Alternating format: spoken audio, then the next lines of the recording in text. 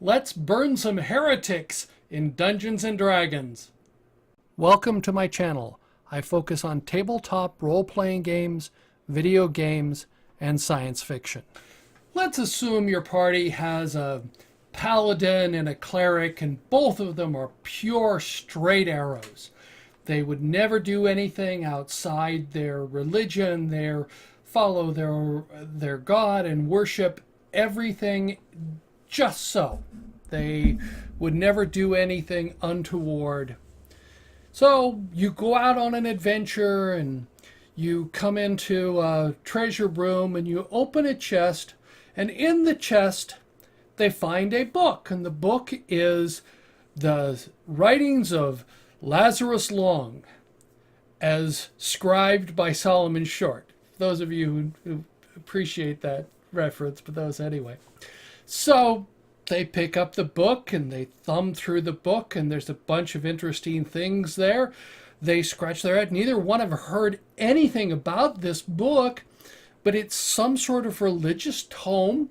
So they take it back with your party and they go back to their temple, and they bring it in to the cleric there, and they present the book and say, "We found this, we don't know what it is."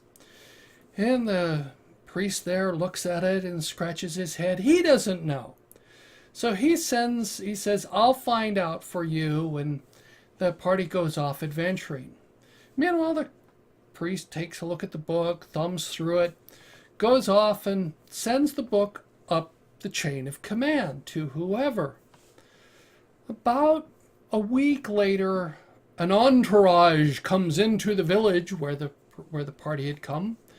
They come up to the priest, they grab him, drag him out into the center of the square, set a stake up, put him on the stake, pile wood in front of it, and set him on fire. He's a heretic. He has mentioned this dreaded book. Well, this book was actually unknown for a while, but the fact that it existed is a heresy. It has deep blasphemies in it, and the church has decided that anybody who's ever seen it or touched it is a heretic and needs to be killed on sight. So your party's off adventuring, and by the time they come back to town, that it has changed rather significantly. The cleric, the kindly old cleric that they used to come to and ask for advice and maybe healing, has been burned at the stake. They're wanted men. They're heretics because they dared pick up a book. So you can introduce that, and it's adding schisms in your adventures can add a whole new capabilities of intrigue and politics throughout the thing. It says, the one I was thinking of is you have a statue of your god, and in his hand is a sword. So let's assume it's a male god, whatever. Anyway, it doesn't really matter if it's a female god, whatever. It's got a sword in his right hand. But there's a faction of your belief that believes the sword should be in the left hand. And there are various ancient documents which say which hand it should be in. Now, this could split easily. And people who don't think about this, I took a look at what happened to atheism and atheism plus in the United States, and I have to chuckle. I'm a Christian, and I think like this. So adding this into you have to have a little bit thicker skin, because you have to understand what this could possibly mean, the schisms, and what is heresy and what is not. And maybe I'm venturing into this whole thing is because you could pick any. You're creating fictional religions and fictional gods and in a fictional fantasy setting, but somebody, I'm sure some snowflakes could be offended by this concept that we can talk about heretics and blasphemy and things like that.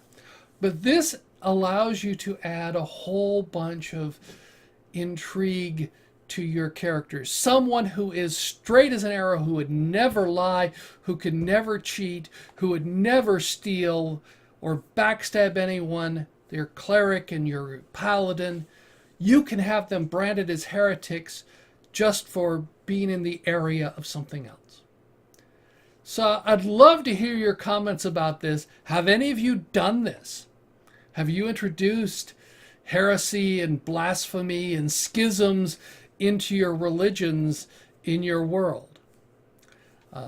Give me some comments below. I'd love to hear about that. Thank you for watching my video.